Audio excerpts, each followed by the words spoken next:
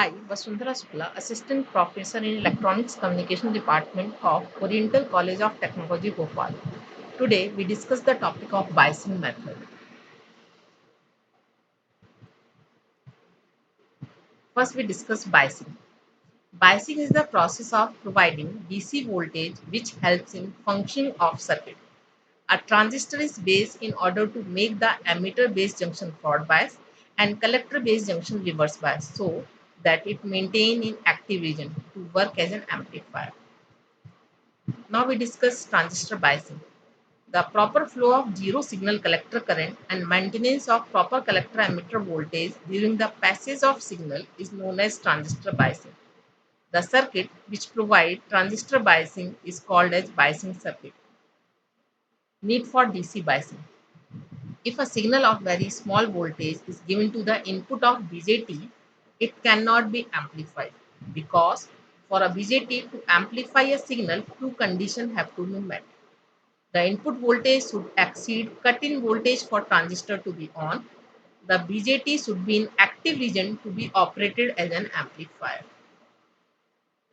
If appropriate DC voltage and current are given through BJT by external source so that BJT operate in active region and superimpose the AC signal to be amplified, then this problem can be avoided. The given DC voltage and current are chosen so that transistor remain in active region for entire input AC cycle. Hence, DC biasing is needed. Figure shows a transistor amplifier that is provided with DC biasing on both input and output circuit. For a transistor to be operated as a faithful amplifier, the operating point should be stabilized. Factor affecting the operating point. The main factor that affect the operating point is the temperature. The operating point shifts due to change in temperature.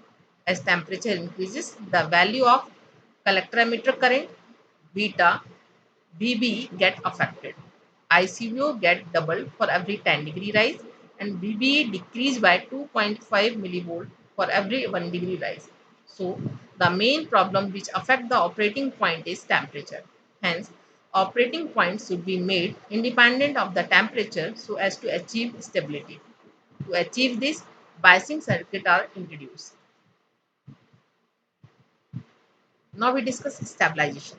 The process of making the operating point independent of temperature changes or variation in transistor parameter is known as stabilization. Need for stabilization. Stabilization of the operating point has to achieve due to following reason. Temperature dependence of collector current, individual variation and thermal runaway. First, we discuss temperature dependence of IC. As the expression of collector current IC equals to beta IB plus ICEO. Beta IB plus beta plus 1 ICBO. The collector leakage current ICBO is greatly influenced by temperature variation. To come out of this, the biasing condition are set so that zero signal collector current IC equals to 1 milliampere.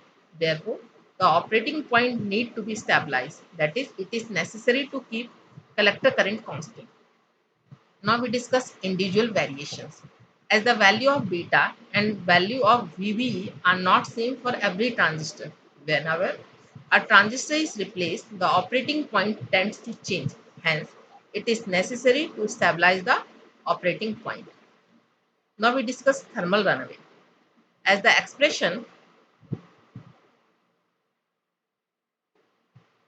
for collector current IC is IC equals to beta IB plus ICEO equals to beta IB plus beta plus 1 ICBO. The flow of collector current, also the collector leakage current cause heat dissipation. If the operating point is not stabilized, there occurs a cumulative effect which increases this heat dissipation. The self-destruction of unstabilized transistor is known as thermal runaway. In order to avoid thermal runaway and the destruction of transistor, it is necessary to stabilize the operating point, that is, to keep collector current constant. Now we discuss stability factor. Collector current should be kept constant in spite of variation of collector leakage current, The extent to which biasing circuit is successful in maintaining this measured by stability factor. It is denoted by S. The rate of change of collector current with respect to collector leakage current at constant beta and IB is called as stability factor. Method of transistor biasing. The commonly used method of transistor biasing are base resistor method, collector to base bias, and voltage divider bias. All of these methods have the same basic principle of obtaining the required value of IB and IC from VCC in the zero signal condition. Now we discuss base resistor method. In this method, a resistor RB of high resistance is connected in base as the name implies. The required zero signal base current is provided by VCC which flows through RB. The base emitter junction is forward biased as base is positive with respect to emitter. The required value of zero signal base current and hence the collector current can be made to flow by selecting proper value of base resistor. Hence value of RB is to be known. In base resistor method, let IC be the required zero signal collector current. Therefore, IB equals to IC by beta. Considering the closed circuit from VCC, base emitter and ground while applying the Kirchhoff voltage law, we get VCC equals to IBRB plus VBE. IBRB equals to VCC minus VBE. Then RB equals to VCC minus VBE by IB. RB equals to VCC by IB. We know that VCC is a fixed known quantity and IB is chosen at some suitable value. As RS can be found directly, this method is called fixed bias method. Stability factor equals to beta plus 1 upon 1 minus beta IB differentiated with respect to IC. In fixed bias method of biasing, IB is independent of IC so that IB with respect to IC equals to 0. Substitute this value in previous equation, stability factor S equals to beta plus 1. The stability factor in fixed bias method is beta plus 1, which means that IC changes beta plus 1 times as much as any change in ICO. Now we discuss collector to base bias.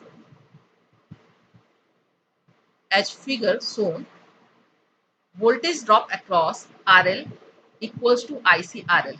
From the figure, we take equation from the left side, ICRL plus IBRB plus VB equals to VCC. IBRB equals to VCC minus VB minus ICRL. Now we find RB equals to VCC minus VB minus ICRL divided by IB. Now we put IB value IC by beta. So we get RB equals to VCC minus VB minus ICRL into beta divided by IC. Now we discuss voltage divider method. Voltage divider bias circuit, also known as emitter current bias, is the most stable of three basic transistor bias circuit. In this figure, we see that VB voltage across R2 resistance equals to VCC into R2 by R1 plus R2. With VB constant, the voltage across the emitter resistance is also a constant quantity. VE equals to VB minus base emitter voltage VBE. We find emitter current IE equals to VB minus VB upon RE. Now we find the collector current, collector voltage. Collector voltage equals to VCC minus ICRC. The collector emitter voltage is VCE equals to VC minus VE. And also we put the value of VC, we get VCE equals to VCC minus IC bracket of RC plus RE. Thank you.